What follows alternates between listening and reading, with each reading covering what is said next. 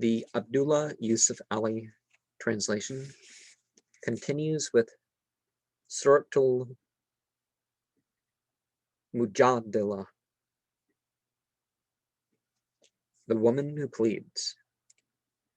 In the name of God, most gracious, most merciful, God's indeed heard and accepted the statement of the woman who pleads with thee concerning her husband and carries her complaint in prayer to God, and God always hears the arguments between both sides among you, for God hears and sees all things. If any men among you divorce their wives by taking his backs, calling them their mothers, backs basically. They cannot be their mothers.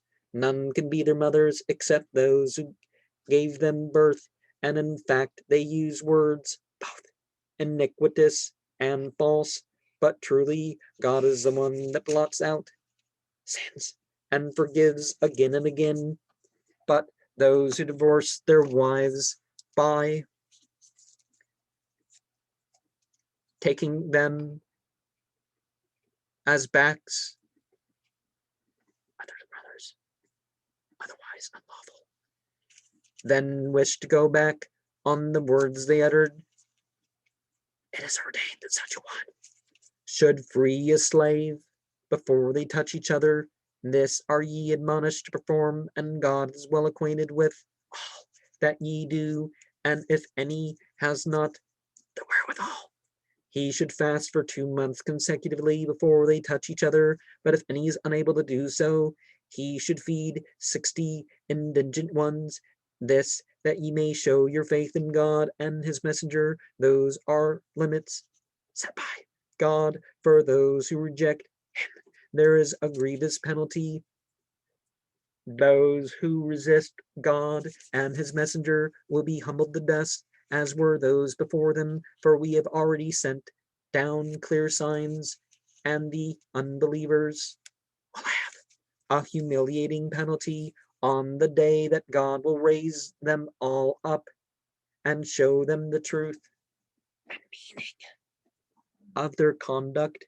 God has reckoned its value, though they may have forgotten it, for God is witness to all things. Seest thou not that God doth know all that is in the heavens and on earth? There is not a secret consultation between 3, but he makes the 4th among them, nor between 5, but he makes the 6th, nor between fewer or more, but he is with them wheresoever they be. In the end will he tell them the truth of their conduct on the day of judgment, for God has full knowledge of all things. Turnest thou not thy sight towards those who were forbidden secret counsels, yet revert to that which they were forbidden to do?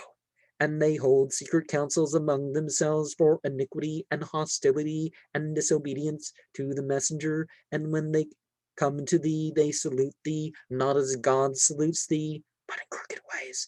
And they say to themselves, why does not God punish us for our words? Enough for them is hell.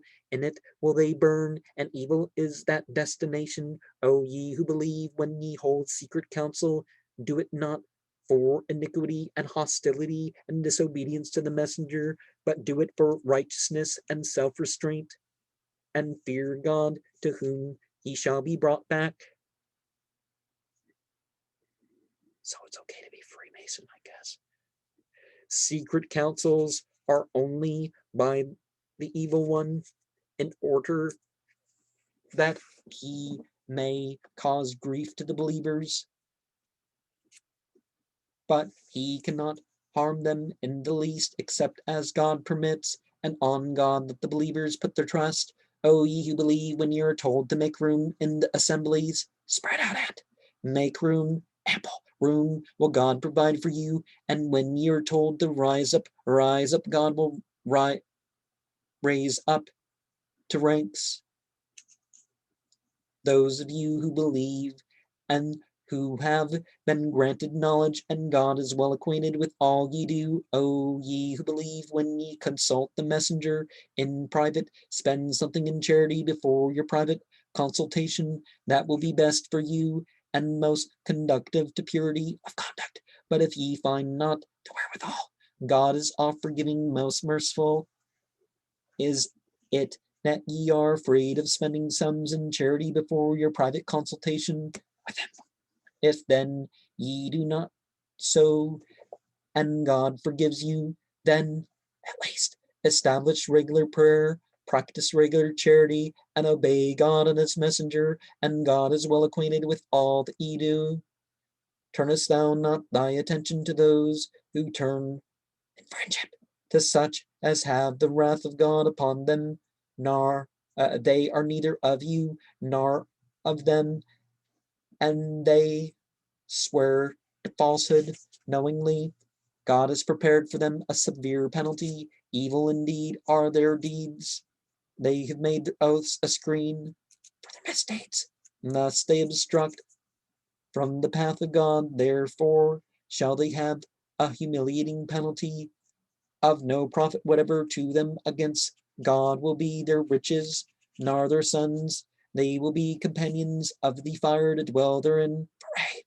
One day will God raise them all up for judgment.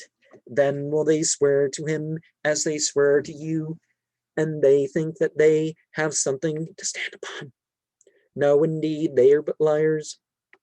The evil one has got the better of them, so he has made them lose the remembrance of God. And they are the party of the evil one. Truly it is the party of the evil one that will perish. Those who resist God and his messenger will be among those most humiliated. God has decreed it is I and my messengers who must prevail, for God is one full of strength, able to enforce his will. Thou wilt not find any people who believe in God on the last day, loving those who resist God and his messenger, even though they were their fathers, are their sons, are their brothers, are their kindred. For such he has written faith in their hearts and strengthened them with a spirit from himself. And he will admit to gardens beneath which rivers flow to dwell therein forever. God will be well pleased with them, and they with him. They are the party of God. Truly it is the party of God that will achieve felicity. And Hezbollah, as a modern group, has issues that we may not realize. But so pairing 5822 with 59 9, or is it 7?